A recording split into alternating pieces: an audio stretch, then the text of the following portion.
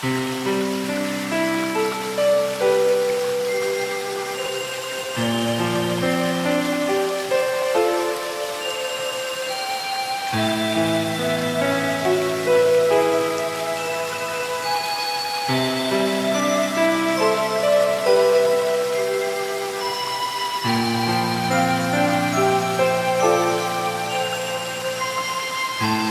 culture and practice of treatments providing a sense of physical and mental well-being has brought with it a socio-cultural element centered on the individual.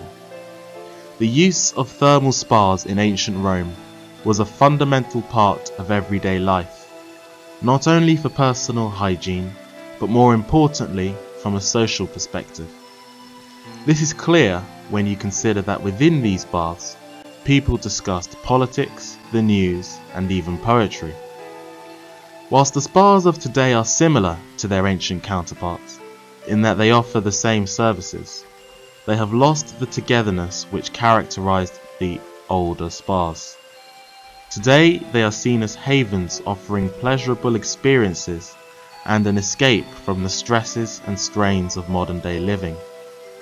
Despite these differences, the past and present are linked by the people who work in the spas, who over the course of the centuries have acquired increasingly specialized techniques and methods.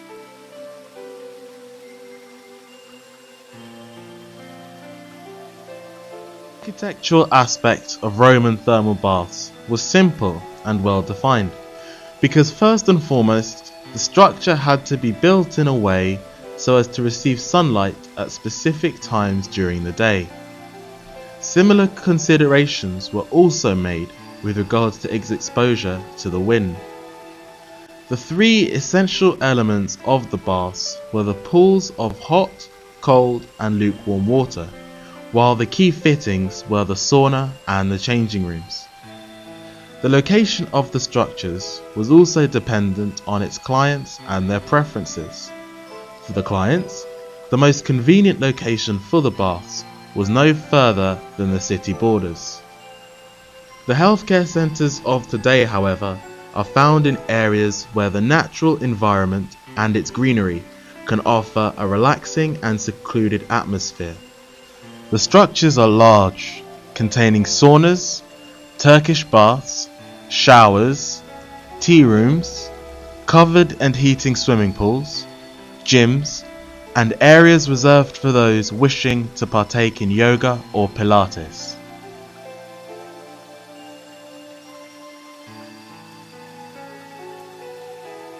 Roman baths were public, generally owned by the state, the city, or in some cases by a private group of individuals.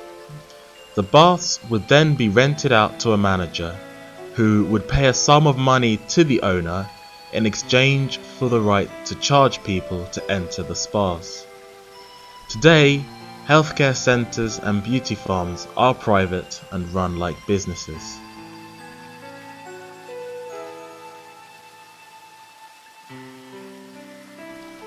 Entrance into Roman spas cost a quadrans, a small bronze coin which in today's terms would amount to a loaf of bread and half a jug of wine. People paid additional sums of money for their clothes to be looked after, for massages, or if they wished to use special spas. Interestingly, women had to pay 4 times that which men paid. Today, the costs are varied and dependent on the services which the customers are looking for. According to recent official data, Italians spend 35% of their money on health and beauty treatments.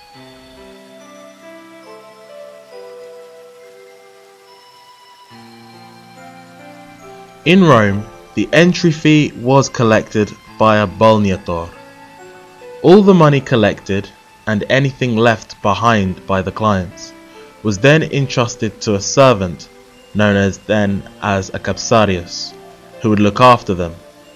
The role of a cashier today has been replaced by that of a receptionist, who apart from welcoming clients and managing appointments, also busies him or herself with the administrative and logistical tasks. As a result, a receptionist needs to be good with computers as well as able to speak English.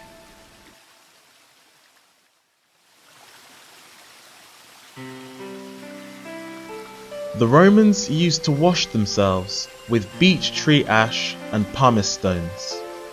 With this method of washing, the skin would remain dehydrated and so became softer and hydrated with sweet-scented oily balms. The unguentarios had the task of sprinkling the body with ointments, both at the start and at the end of the treatment.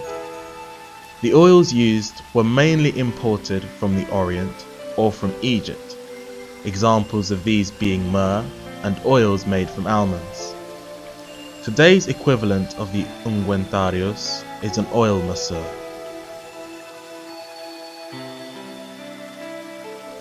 In these thermal baths, goers would often be moisturized, having their bodies covered with oil whilst lying down on a bench, which was uncomfortable to say the least. The tractator, as he was then known, has transformed himself into a non-medical masseur who now offers several types of massage depending on the client's requests. They are professionals educated in specialized centers and private schools. Hair removal was an activity spread among both men and women and was carried out using olive oil, pitch and soda. Even Caesar used to pluck hairs from his skin using boiling walnuts. It is the beautician who carries out such treatments, particularly on the face. In the most part, this profession is dominated by female employees and is achieved upon the completion of a 3-year professional course.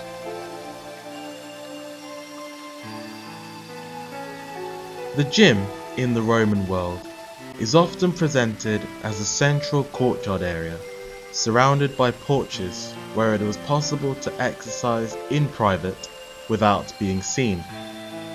The thermal treatment began with gymnastic exercises or with games of varying types. In these times, physical activity was synonymous with recreation and fun. The Sistarca was responsible for these activities alongside the Palestrita, who, though not qualified as a real doctor, had to have some knowledge in the area of physiotherapy. In today's society, the establishment of sports gyms are left to instructors who must have completed a 3-year degree in motor science. They must attend to and help visitors to the healthcare center when it comes to using the facilities. The fitness instructor caters to the psycho-physical needs of the client. The heating of the baths was a task dealt with by the servants. The servants would keep the temperature constant in the saunas by continuously adding wood to the furnace.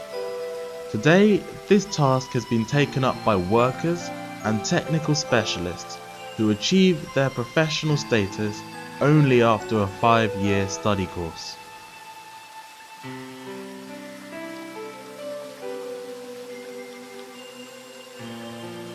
The manager can be viewed as the link between the thermal healthcare sector and his company, as well as between his company and the company's clients. On one hand, therefore, the manager covers the operational aspect of the business, and on the other, the more relationship-based aspect of it.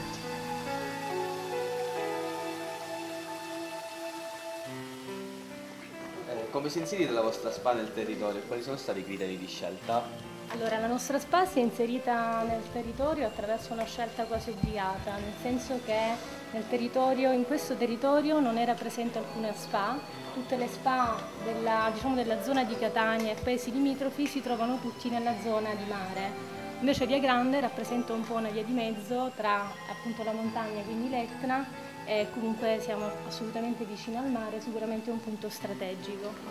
Quanto è importante la conoscenza delle lingue straniere, diciamo, per essere assunti e se richiedete la certificazione europea? Allora, l'importanza delle lingue straniere per noi è fondamentale perché abbiamo tantissimi clienti stranieri, abbiamo francesi, abbiamo avuto maltesi, abbiamo greci, abbiamo tedeschi, un po' di tutte le nazionalità. È chiaro che l'inglese deve essere la lingua fondamentale, ovviamente noi chiediamo una certificazione e tutte le nostre ragazze e personale hanno appunto questa certificazione.